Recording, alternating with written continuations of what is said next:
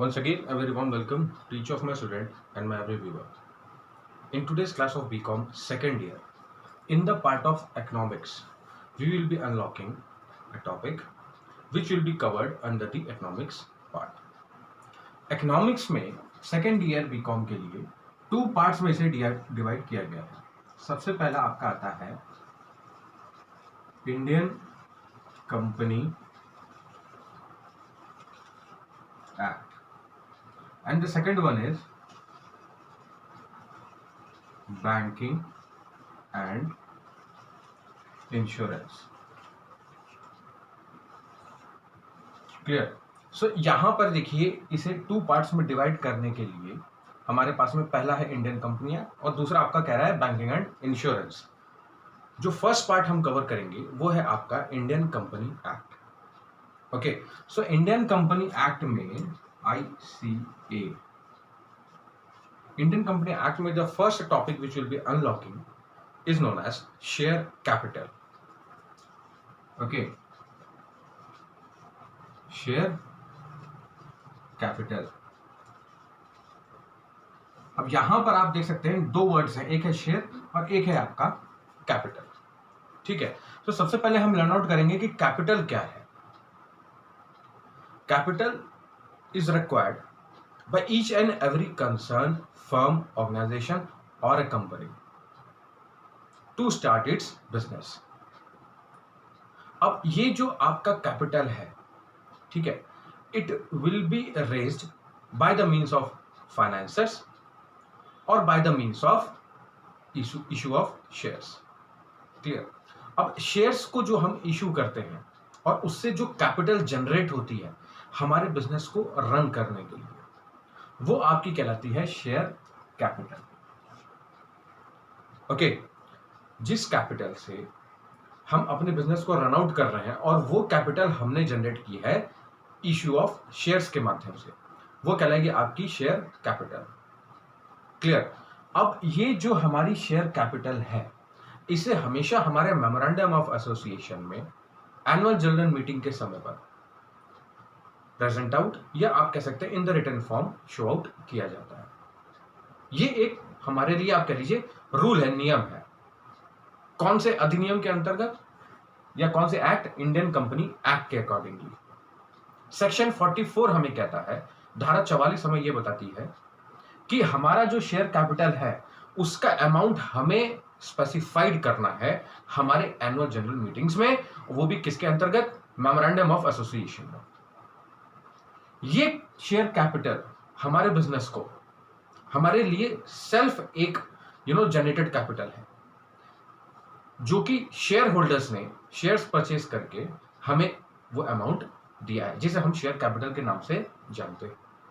अब ये जो हमारे शेयर होल्डर्स हैं, ये हमारी कंपनी का अगर प्रॉफिट हो गया तब तो ठीक, या लॉस हो गया तो भी, दोनों बोथ केसेस में इनका अमाउंट कभी फिक्स्ड आउट नहीं है.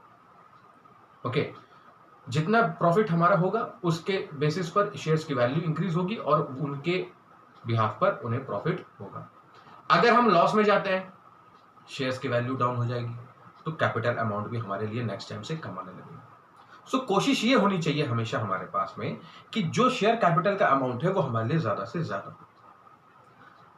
एक सबसे बड़ा कारण इसके लिए, the main reason behind the same is कि मार्केट में देखिए हमारे पास में फाइनेंसर है, मार्केट में हमारे पास में बैंक्स हैं और अनदर फाइनेंशियल इंस्टीट्यूशंस हैं. Financer, banks and the third one other financial institutions, ये सब मिलकर के हमें फाइनेंस प्रोवाइड करा रहे हैं.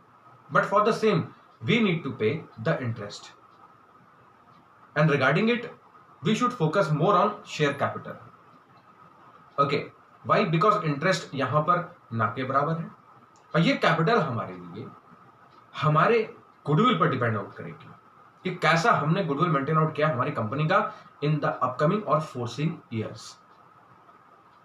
Okay, so this was known as share capital. अब इस शेयर कैपिटल को देखिए दो पार्ट्स में डिवाइड किया गया है. Clear. The first one is known as fixed capital and the second one is known as working capital. Okay, so सबसे पहले हम देखेंगे यहाँ पर आपका फिक्स्ड कैपिटल। हमारे बिजनेस के प्रोडक्शन के लिए, जो हमारा प्रोडक्ट हो रहा है उसके प्रोडक्शन के लिए हमें रॉ मटेरियल्स चाहिए, और सेकंड चीज हमें चाहिए अच्छी मशीनरी, और साथ ही साथ बहुत सारे हमारे जो एसेट्स हैं, land, building, plant, furniture, machinery. अब ये सारे एसेट्स, हमारी मशीनरी, हमारा प्रोडक्शन का प्रोसेस, इन सब चीजों में जिस कैपिटल का हम यूसेज करते हैं, the capital which is used for the production, purchase of fixed assets and for the expansion of our business, it is known as fixed capital. Clear? Production, purchase of fixed assets and expansion of our business. उसके बढ़ोतरी के लिए, business को आगे बढ़ाना है, नई technology की अच्छी मशीनरी को हमारे बिजनेस में इंक्लूड आउट करना है, ठीक है, फैक्ट्री या प्लांट के प्रेमाइसेस को एक अच्छा वर्किंग एनवायरनमेंट प्रोवाइड करना है हमारे लेबरर्स के लिए। ये सारी चीजों के लिए जिस भी कैपिटल का यूसेज हम करते हैं वो आपके लिए कहलाता है fixed capital. Clear? Now we will be moving forward to the second one. Working capital हमारे लिए होता है, देखिए, हमारे बिजनेस की जो डे टू डे एक्टिविटीज में जिस भी फंड का यूज हम करते हैं, माइंड कीजिएगा, डे टू डे एक्टिविटीज। अभी डे टू डे एक्टिविटीज में हमारे पास में क्या जाता है? For meeting the expenses of our organisation.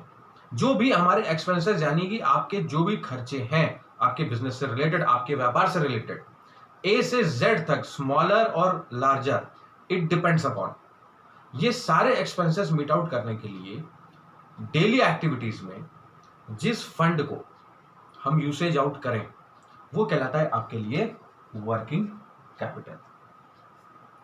Okay, so fixed capital is not only required at the time of start of our business, but also upgrading and expanding our business in the upcoming or foreseen time और future।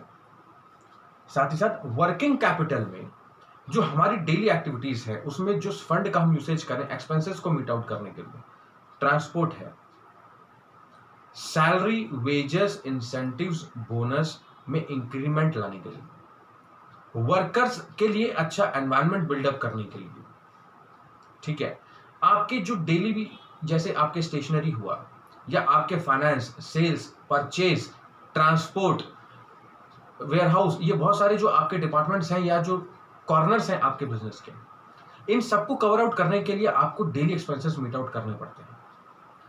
Fuel एक बहुत ही अच्छा example, जो कि हमारे transport में या automobile sector में आपके जितने भी बिजनेस इंक्लूड आउट है, स्मॉल, मीडियम, लार्ज स्केल, उसमें यूज होता है। अब फ्यूल आपकी कंपनी के यूज होने, आपकी कंपनी की जो व्हीकल्स हैं उसमें आप पिकअप एंड ड्रॉप दे रहे हैं अपने एम्प्लॉइज को, या आप उनको सैलरी के अपार्ट फ्यूल चार्जेस दे रहे हैं, अलाउंसेस दे रहे हैं, बहुत सारी चीजें हैं, ये आपके डेली एक्सपेंसेस में काउंट आउट होती है, यानी कि आपके डायरेक्ट एक्सपेंसेस हैं आप कह सकते हैं। सो ये जो हमारे एक्सपेंसेस जो कि डायरेक्ट हैं और daily day to day activities में जिस फंड को हम यूसेज करें वो आपके लिए रहता है वर्किंग कैपिटल। क्लियर?